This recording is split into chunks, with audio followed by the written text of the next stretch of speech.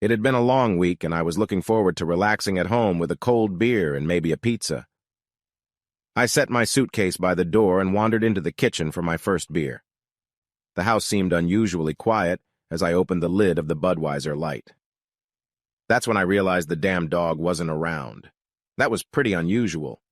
Usually she met me at the door, growling and threatening me with bared fangs. I started carrying treats in my pocket to coax her into letting me into my house. Why did I have a dog that almost hated me? I pondered this situation, searching with my eyes for the dog. I remembered the day about 6 weeks ago when my wife brought a dog into the house. "This is Margie. She's Tim's bitch, but we're going to keep her with us for a while. When you get to know her better, you'll realize she's actually cute," my loving wife insisted as the dog sniffed my leg. I suppose the obvious question is, why? If I wanted a dog, I would have gotten a Labrador, I muttered, kicking the dog to move it away from my ankle. "Margie, yee," my wife Margaret commanded as our guest clenched my calf rather hard with her teeth. At Margaret's command, she let go of me, but kept her muzzle uncomfortably close to my now bleeding calf. "Tim has trained her very well. She obeys me beautifully. I think I'll feel safer with her, especially at night." "Why the hell doesn't Tim keep her at his house?" I asked, lifting the cuff of my pants to examine the puncture wounds on my leg. "I don't want that mutt staying here. She bit me, for God's sake." "She won't bother you if you're polite. Tim says pit bulls only got a bad reputation because of a few jerks who didn't train their dogs properly. He can't keep her at his place because he has an adult male dog." This morning he was about to get on Margie when Tim stopped him.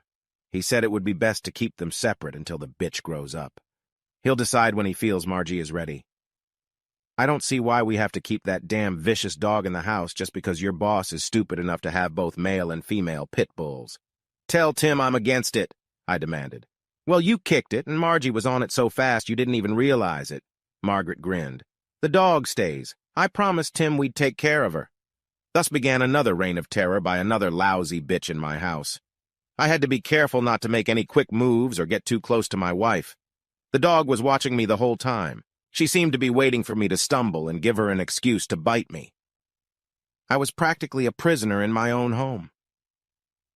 I took a sip of beer and looked all around the downstairs, but found no sign of the dog. My wife wasn't answering my calls either. When I got to the master bathroom, things began to clear up. The floor was covered in dried blood. There were numerous places where the blood had spread almost a couple of feet up the wall. I looked around and found a small bag next to my side of the bed. It contained someone else's male toiletries and clothes. There were bloody footprints on the carpet and a fair amount of bloodstains on the crumpled bed. My beer was almost out, so I went downstairs for the next one. As I popped the cap off, the doorbell rang. I opened the door and saw a tastelessly dressed man in a cheap suit. "Mr. Moore, may I come in and ask you a few questions? I'm Detective Cook. This won't take long." "Are you with Interpol?" I asked quickly. "No, and I don't care about copied DVDs. I'm trying to get to the bottom of the brutal attack that took place here this morning." "Well, if you say so, come on in. Aren't you the cop who solved Robert Morgan's murder? The one who was killed by a guy who thought Morgan was sleeping with his wife, when in fact Morgan's wife, and the killer's wife, was being had by another guy, out of revenge, because they were both sleeping with his wife?" I asked, remembering the bizarre situation that all the local papers were reporting on. "I didn't quite solve it, but I played an important role in the investigation," the detective admitted modestly. "Right now I'm more interested in the brutal attack that took place in your bathroom this morning. I assumed you wouldn't be back until tomorrow." "Yes, that was my original plan, but I finished my business early and flew in this morning." "How did you find out about my travel plans and what exactly happened here this morning?" I asked the detective. "The only thing I've learned is not to ask 2 questions at once," the detective grinned, remembering the old days. "Besides, I'm the one asking the questions here. How long have you had a vicious dog?" "I've never had a vicious dog." "You don't think that damn pit bull bitch you had was vicious? What the hell kind of guy are you?" the detective asked. "That's 2 issues," I remarked. "Damn pit bulls are vicious as hell, and I'm pretty objective right now. But if pit bulls are vicious, what makes you think your dog isn't? Is she half Rottweiler?" a flustered police officer asked. "Again, 2 questions. It seems to have become a habit with you." I remarked calmly. I don't have a dog. That should answer both questions. So what the hell chewed the shit out of this guy today? A cockroach? Shouted Cook, and his face turned bright red and sweat broke out on his forehead. 2 questions again? You can't get rid of that habit, can you? I laughed. Since I wasn't here and I have no idea what you're talking about, I can't answer any of them, although I'm pretty sure all the cockroaches in this neighborhood are pretty small and meek. Motherfucker! Yelled the detective.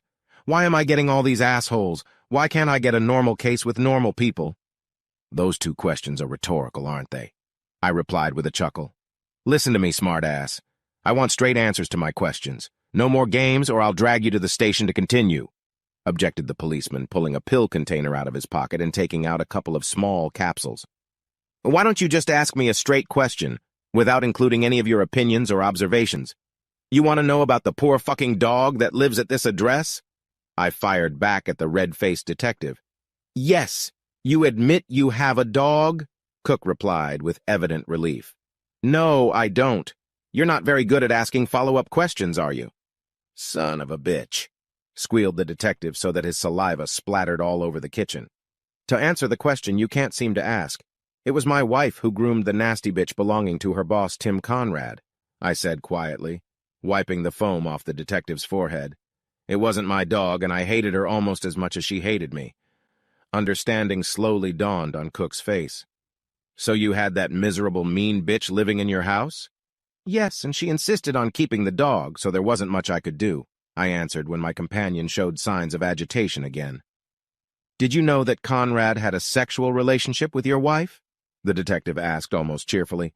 I actually guessed it when Margaret came home with a bitch named Margie that her boss was going to use for breeding, sensing it was time. There was a lot of symbolism there that made it pretty obvious. They must have decided it was a good joke. That must have pissed you off big time, Cook insisted.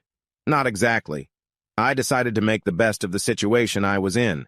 It seems to have worked out pretty well, at least for me, I added. Tell me, how could you make the best of the fact that your wife was sleeping with her boss, forcing you to live with a fucking rabid bitch? Demanded the burly detective. I quickly realized that the dog had no qualms about biting me. I also noticed that she sniffed my modest genitals every time I got out of the shower. This was a major source of anxiety for me. It also made me wonder, if the bitch was interested in my humble product, how would she react to a larger specimen? About 4 weeks ago, I bought a large box of wieners at Sam's Club. I took one of them with me in the shower under a towel so the dog wouldn't see it. Every time I got out of the shower, I held it up to my crotch, pretending it was Margie's big, real penis, each time snatching it in 2 bites. It became a habit we did every morning. I think the dog was starting to like me. Oh, shit. And what did your wife think of this training? Asked the squeamish detective. I always showered in the morning while she was still asleep, so she just didn't see anything. I was hoping to surprise her someday, I admitted. I bet you did. Did you happen to know that Mr. Conrad was gifted with an unusually large phallus? Not really, but I suspected it. The last few times I had carnal relations with my wife, it felt like Holland's Tunnel, I admitted with some embarrassment. Did it ever occur to you that if your wife has a lover, and if she leaves him overnight at her place, and he showers in your bathroom, and if the dog is around, the poor guy's wiener might be at risk? No, that never occurred to me, I replied innocently. Did it have anything to do with what happened this morning? Yeah, the dog bit off the guy's wiener and swallowed it. They killed the dog to get the guy's dick out, but it was too damaged to use. Now the dog is dead. The guy has a 5-inch penis, and your wife has been exposed as a cheater. What the hell do you think of that fucked up situation? I guess you already know the answer to that question, I replied with a hearty laugh.